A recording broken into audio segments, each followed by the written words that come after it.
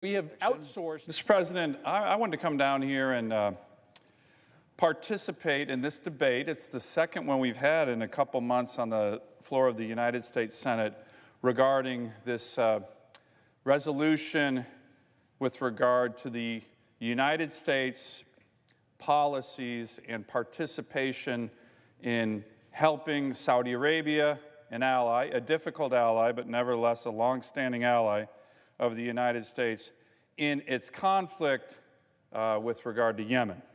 Now, there's been a number of speeches, as there were last time we debated this a few months ago on the Senate floor.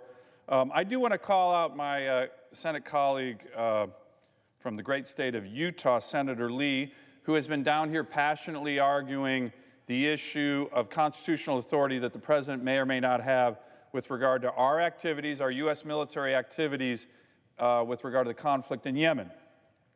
Senator Lee is a great constitutional scholar. He's someone who cares deeply about it, as do I. He's one of the leaders in the Senate on this issue, and that's where he's been focused. That's why I believe he's part of this resolution that we're going to be voting on here in a few minutes on the Senate floor. I happen to disagree with him that the idea of hostilities, which is under the War Powers Act, would constitute the United States doing air refueling of Saudi aircraft, not above Yemen, not above a conflict zone, but above Saudi Arabia, that would constitute hostilities. I think that's too limiting a view of that statutory prohibition in the War Powers Act. But I know Senator Lee comes to this very honestly. I just happen to respectfully disagree with him. But, Mr. President, as you've been watching this debate, the vast majority of my colleagues, all of whom I have deep respect for, Senator Durbin, Senator Sanders, Senator Murphy, Senator Menendez, they've all been on the floor the last hour or so making the case about if we, the United States, limit our involvement in this war in Yemen, somehow it's going to get better. We all want the humanitarian crisis in Yemen to end. We all want that. I think every 100 U.S. senators want that. The arguments that have been made, and by the way, Mr. President, they were made a couple months ago. We debated this for a week. Nearly every U.S. senator came down here on the floor. They've just done it again, and they've said the Saudis are involved in this war in Yemen, a civil war they are. The U.S. involvement is actually increasing the humanitarian crisis. These are the arguments. I've been listening. It was the arguments, by the way, a couple months ago, and it's senator after senator after senator making this argument. Well, Mr. President, I just wanted to provide a counter argument, and I'm hoping my colleagues are listening because we should not pass this resolution. We should not pass this resolution. One thing that all these debates, and I listen, I watch, certainly a couple months ago, we debated this for almost a whole week. You know what word never came up in these debates? Almost never from my colleagues who are debating this, the word Iran. The word Iran. Now, why is that important? Well, Mr. President, as you probably know, the Houthis are actually backed by the Iranians. And the Iranians are the biggest state-sponsored terrorism in the world. And right now, we have this debate all about the humanitarian crisis in Yemen, which we want to stop. We want to stop. But this resolution would say, okay, one of the best ways to stop it is we, the U.S. Senate, are going to tell the U.S. military, you can't work at all in terms of military assistance regarding Yemen anymore. We're not going to allow that. Somehow, our lack of involvement is going to, A, help end the war, and B, help end the humanitarian crisis. That's the argument. That's what we're voting on, Mr. President, right now. I happen to think that that argument is wrong. But I'm going to get to a point where it's a lot more important. I think that, but I'm going to talk about some people who have testified on this very issue in the last couple of weeks who have a lot of knowledge on this issue. I'm going to replay a little bit of what they just said because I think it's important for other senators to hear this. Yeah, we have a lot of experts, but I'm going to talk about some of the people who've talked about this recently who I think have a little more expertise on this issue than the vast majority, I would say actually every member of this body, with due respect. But let me go back to this point. Right now, as the Ayatollahs in Tehran watch this debate, they're very pleased. They're very pleased. Why? Because nobody's talking about them. Nobody's talking about them. Well, I'm going to talk about them. So, first of all, with regard to what started as the humanitarian crisis, it really began, it's been going on for a long time, but this war really kicked in, Mr. President, when Iranian-backed Houthi rebels seized power in 2015.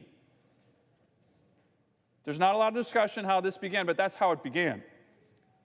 Tehran has been trying to establish a Hezbollah-like entity on the Arabian Peninsula in Yemen, increasing capabilities to target cities in Saudi Arabia with ballistic missiles supplied by Iran.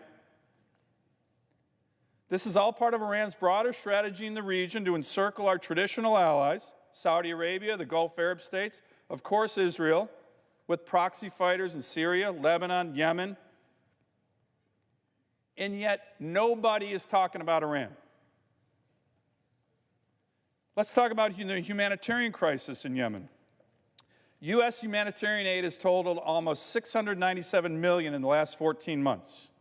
Yes, the Saudis could do a much better job, but they've invested over $1 billion in trying to end the suffering.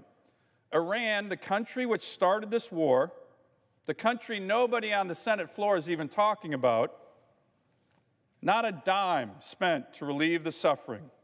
Now, of course, Madam President, they have supplied weapons and ballistic missiles in the tens of millions of dollars, but nothing to relieve the suffering. Now, Mr. President, or Madam President, something else here that I wanted to reemphasize on the floor of the Senate. You know, the horrible death of Mr. Khashoggi has been something that we have all condemned. Very important that we do that. Very important that we get to the bottom of it. But again, there has been a lot of discussion on that death. Any death is a problem. But let's talk about some other deaths, again, caused by the Iranians, a country that we're not even talking about in this debate, where in 2005, 2006, 2007, they started supplying Iraqi Shia militias with very sophisticated improvised explosive devices that killed and wounded over 2,000 American soldiers. 2,000 American soldiers. Where's the outrage on that? How come no one's talking about that issue? Where's the editorials about that issue? Killing our service members. Mr. President, the whole concept in which we have to view this issue is through the lens of the Iranian efforts to spread terrorism, push their malign interests, including in Yemen, and yet, once again, it's all about the Saudis, and no one's talking about Iran. No one's talking about Iran. So, what's happened in the last couple days since we debated this issue 2 months ago? Well, Mr. President, we had an armed services hearing. It was classified, but I'm going to talk about things that I asked some of the witnesses. All of the witnesses with regard to operations in Yemen, in Saudi Arabia, that the answers are clearly not classified. I asked, will stopping U.S. support to help the Saudis end the conflict in Yemen? No.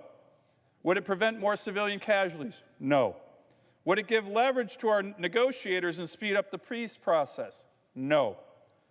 Would it support Israel's interests in the region? No. Would it support the U.S. interests in the region? No. Would it help embolden Iran with its regional malign goals? Yes. These are the experts in the U.S. intelligence community and the Pentagon giving these answers. This is about 3 or 4 weeks ago. Questions that I was asking. Mr. President, let me give you another group of experts. Just last week, we had a hearing the Senate Foreign Relations Committee had a hearing for the nominations of our new ambassador to Saudi Arabia, General John Abizaid, and our new ambassador to Iraq. A career ambassador, Ambassador Tuller, a career Foreign Service officer. That ambassador had just spent the last several years as ambassador to Yemen. Now, Mr. President, I had the honor of introducing General Abizaid at his confirmation hearing just last week. He was the U.S. Central Command commander. By the way, he was the U.S. CENTCOM commander when this spread of these IEDs killing American soldiers started and began. I happen to have been a Marine Corps major, a staff officer to General Abizaid for a year and a half during this time. So I had the honor of introducing him. This is an individual, a great American, by the way, who spent his life in the Middle East. Retired as a 4-star general, speaks Arabic, master's degree from Harvard on Middle East studies, Olmsted Scholar at the University of Amman in Jordan. He knows a lot about this issue that we're debating. And so does Ambassador Tuller, who had just spent the last several years as the U.S. ambassador in Yemen, a career Foreign Service officer who is getting ready to go to Iraq as our ambassador. So we got a lot of expertise here, but with all due respect to my Senate colleagues, these gentlemen have spent their life in the region. So I'm just going to quote from a couple of the questions and answers that came from General Abizaid and Ambassador Tuller on what's going on in the region.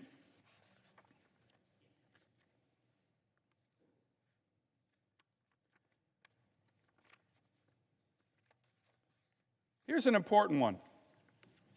Ambassador Tuller was asked about the humanitarian crisis in Yemen. Remember, this is the current ambassador to Yemen. Very, very knowledgeable, career political officer, career Foreign Service officer. He said, quote, by almost 100%, but almost 100% of the humanitarian catastrophe in Yemen has been caused by the Iranian-backed Houthis that overthrew the Yemeni government, destroyed the institutions of state, and caused approximately a 40% decline in the GDP of the country.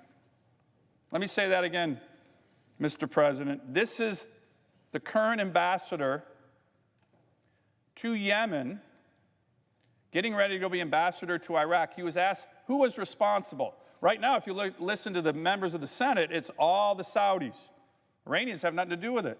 Here's a guy who knows more than anybody, with all due respect, to the people in this body on Yemen.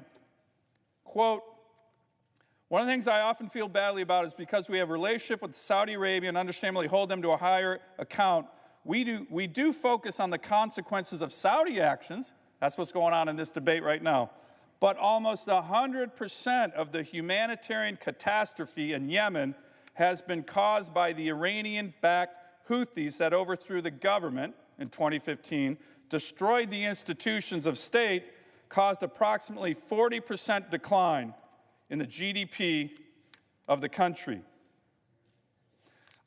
He's continuing, I see very, very little reporting, for example, of the millions and millions of mines that the Houthis have planted around the country that in fact have caused more civilian casualties and continue to cause civilian casualties going into the future. So that's a great concern, and I think the American people need to be concerned about the humanitarian issues caused by the Iranian-backed Houthis. This is last week, Mr. President, in the Senate Foreign Relations Committee. Now, you wouldn't know it in this debate because everybody's saying the whole problem is Saudi Arabia. Saudi Arabia is a problem. They're an ally. They're a difficult ally. They're a complicated ally. But one of the experts in the country, our country, on this issue says almost 100% this is the Iranian-backed Houthis, the humanitarian crisis. Let me just make a couple more points. This is General Abizaid, and I see the chairman of the Foreign Relations Committee is on the floor, and I hope he'll talk to this because this was in front of his committee. Iran and its proxies want us out of the region. By the way, that's what this resolution would help us do. This is General Abizaid last week. They see that their agenda is served by having the United States disengaged and out to not counter their malign influence. So I think it's very important we work to ensure that the relationship with Saudi Arabia allows us to continue our influence in the region. I think as we continue to apply pressure to them, what I hope is that we can create conditions with some of the elements to begin to abandon sort of the Houthi ideological project, a project that, because it's an Iranian project, really in Yemen, will never bring stability to Yemen. So again, Mr. President, what's going on here, the Iranian-backed Houthis in Yemen are causing the humanitarian crisis. The Iranian regime wants us out of the region, including in Yemen, and the United States Senate is getting ready to vote on a resolution that does just that. Again, the Ayatollahs are watching this debate, and they're very pleased. They're very pleased with what's happening. Let's hear one more final thing that General Abizaid said. Again, in this hearing, just last week, a man who understands so much more about what's going on in the region than my colleagues here on the Senate floor. One thing we can't afford in Yemen, we can't afford to withdraw U.S. expertise to the coalition about how to fight. He's talking about the Saudis. Does anyone think that if we leave in our assistance with regard to the Saudis, it's going to help the humanitarian situation in Yemen? Mr. President, the question almost answers itself. And here's General Abizaid, the former CENTCOM commander at the Senate Foreign Relations Committee, just last week saying, that's not a good idea.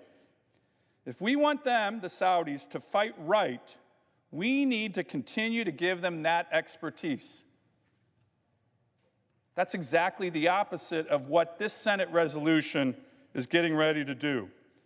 As far as competence in military operations conducted by the Saudi coalition, I think they have much work to do. We all agree with that. It's very important for us to continue to talk to them about the targeting system. We all agree with that. About the way that they go about hitting the various targets, about the professionalization of their forces, and when mistakes are made, that they do like what we do, which is convene a board of officers, talk about the mistakes, and then take corrective action necessary to gain better and better expertise. This is still General Abizaid, just last week.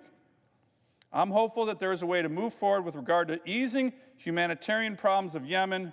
Will continue, and if I'm confirmed, which we all hope he will be very soon, to tell the Saudi government they need to do that.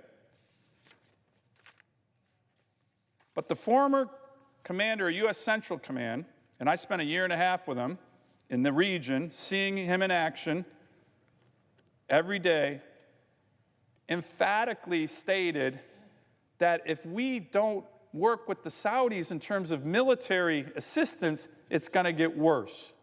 And the current ambassador to Yemen testified last week that almost 100% of the humanitarian crisis in Yemen is caused by the Houthi rebels backed by the Iranians.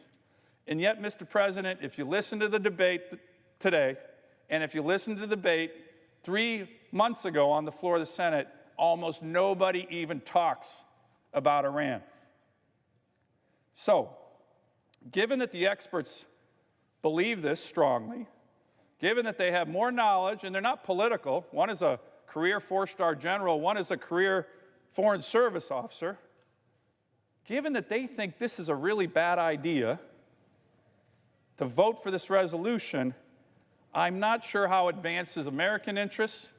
I'm not sure how it advances humanitarian interests in Yemen, which we all want to advance. It certainly won't advance the peace process, which we all want to move forward. The only entity in the Middle East that will be cheering a resolution in support of American withdrawal with regard to the Saudis is the biggest state sponsor of terrorism in the region, and that's Iran. And that's just not me saying it, Mr. President. That's literally some of the most prominent experts in the country who have spent their lives focused on these issues. I urge my colleagues to vote no on this resolution that we're going to take up here very soon. I yield the floor. President. Senator from Idaho. Mr. President, fellow senators, first of all, I want to associate myself with those clear and concise comments of my friend and colleague from the great state of Alaska. He is absolutely right from not only a military standpoint, but also from the standpoint of getting this resolved through a political resolution. We're going to consider this Senate joint resolution today, and it's a joint resolution that directs removal of U.S. armed forces from hostility in the Yemen conflict unless authorized by Congress. The premise of this resolution is fundamentally flawed. Let's start here, though. Every single one of us, all 100 of us, can agree what a horrible situation this is and what a horrible catastrophe that this is in Yemen. But this resolution sets a bad precedent for using the War Powers Act to express political disagreements with a president under expedited Senate rules. So I want to start by making it absolutely clear what is and what is not happening with respect to our current U.S. engagement in Yemen. First of all, what isn't happening? What is not happening is the injection of U.S. troops into active hostilities in Yemen. We are not doing that. What we are doing, however, is most important. We provide limited, non-combat support, including intelligence sharing and the practices that minimize civilian casualties to the Saudi-led coalition. This support is advisory in nature and helps defend the territorial integrity of the region, which faces a very real threat from the Iranians and the Iranian-backed Houthis. Now, this point can't be understated. The U.S. conducts war operations entirely different than any other country on the face of the earth, and it is done with a direct and involved method of minimizing civilian casualties.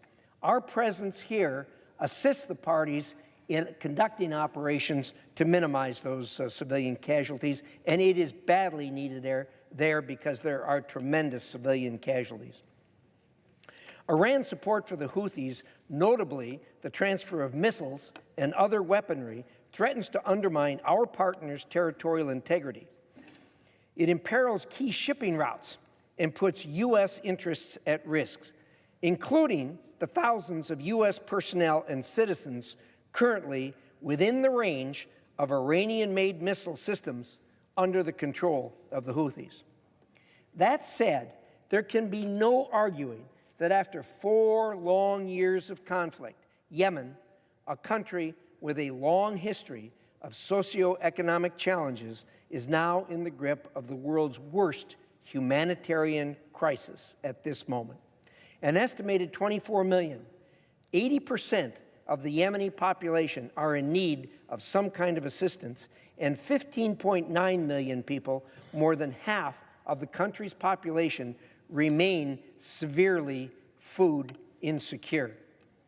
A resolution to this conflict must be found, and make no mistake, many of us on a bipartisan basis are working regularly every day to do everything within our power to restore peace in a country that's been ravaged by years of proxy war and fractious infighting. But we all recognize that lasting peace can only be achieved through a political settlement brokered by the UN. The UN-led peace talks are our best bet for achieving peace in Yemen, and they appear to be at a critical juncture at this moment. In the past, we've helped advance the negotiations by using the support we provide to the coalition as leverage over the parties to advance the negotiating process. In the past, parties have been reluctant to take on the negotiating process, but in the place we are in, we have the ability to leverage them to get there. As this body considers ways to drive effective U.S. policy that helps end the war and relieves humanitarian suffering in Yemen, I would urge members to bear in mind that the UN negotiations are our best hope for achieving peace. We must do everything in our power to advance this cause. And advancing this cause does not mean turning our back on the negotiations and on what's going on there at this time. We need to stay engaged with the limited engagement that we've had. The peace envoys have come to this body and have testified over and over again, and they are telling us they want deeper U.S. engagement. Voting for this resolution sends a terrible message of U.S. division and lack of resolve. We need to send a signal and resolve that we are committed to playing an important role in pushing for a sustainable political settlement. And as I stated, turning our back at this critical moment is only going to empower, and it is going to send a message to people that they don't need to negotiate right now, that they are actually making gains. I would urge my colleagues to vote against this at this time and give peace a chance through the negotiations. Thank you, Mr. President. I yield the floor. Mr. President. Senator from Utah. Mr. President, I want to be very clear about a couple of things. Number one, the fact that the word hostilities. I yield for a parliamentary inquiry. Yes. Yes, it's my understanding that this will be the vote on my amendment, and I would be recognized prior to that vote for 1 minute or so. Is that correct? Thank you. The first vote is on the Paul amendment. But there are 2 minutes of debate equally divided prior to each vote. Mr. President. Yeah, the senator from Utah making. Mr. President, I need to make a few points, and I say these with great respect for my distinguished colleagues on the other side of this issue. With great respect to my colleagues, the senator from Alaska and the senator from Idaho, from whom we've just heard.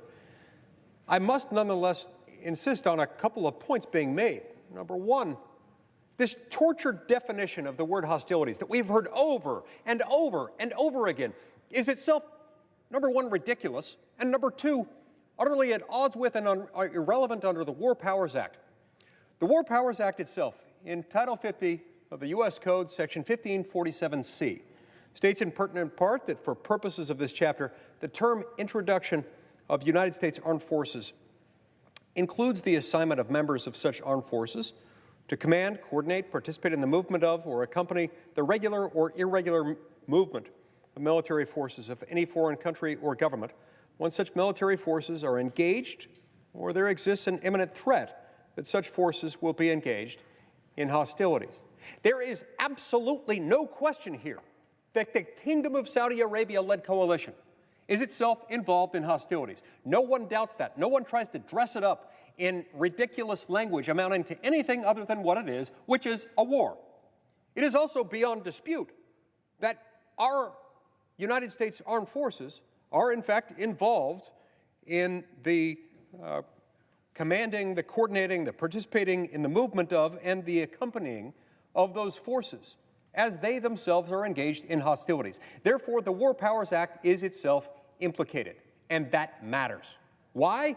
Well, because in the absence of an act of Congress authorizing this kind of thing, it is unconstitutional for us to send our brave young men and women into harm's way. It is unconstitutional and unlawful for us to be involved in a war, and make no mistake, we are involved in a war. Next, we hear a lot about Iran.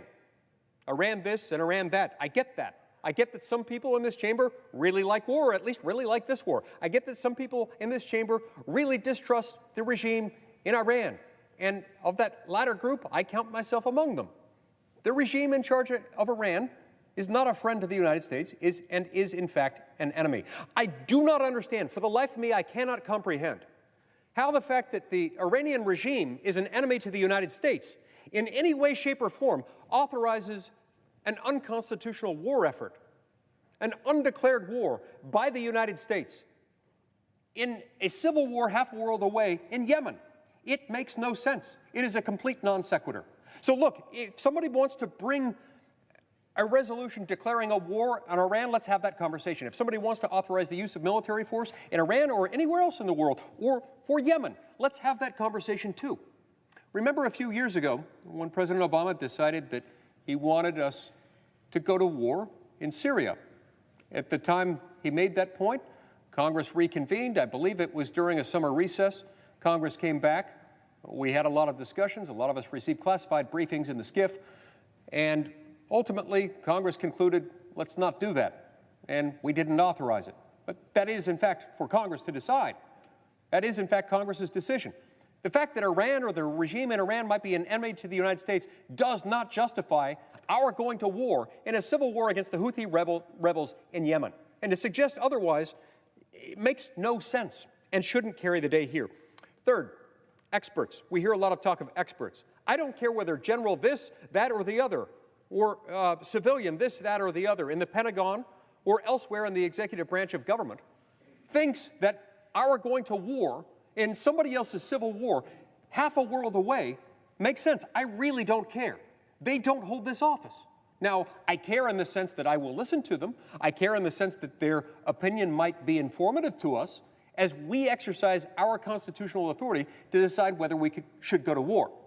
But it is a complete non sequitur to suggest that because general this, that, or the other, or somebody or other at the Pentagon who is an expert thinks that we should be in that war, that we should somehow be able to circumvent the Constitution and the law in order to go to war. Finally, with respect to the suggestion that this would somehow hinder our involvement in international humanitarian aid, it's completely incorrect. That's not at all what this resolution does. This resolution wouldn't do that. What this resolution does is very simple. It says that short of the United States Congress declaring war or authorizing the use of military force in this civil war in Yemen, half a world away, we shouldn't be there and we should get out. I strongly urge my colleagues to support this resolution. Thank you, Mr. President.